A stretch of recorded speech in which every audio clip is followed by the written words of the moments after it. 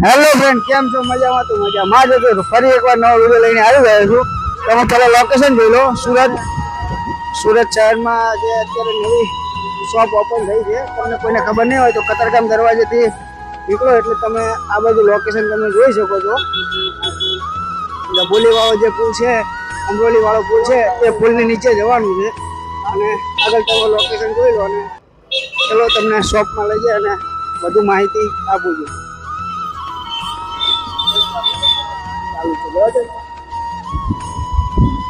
દ્વારકાધીશ ચા વાળા છે, તેનાથી આગળ આવો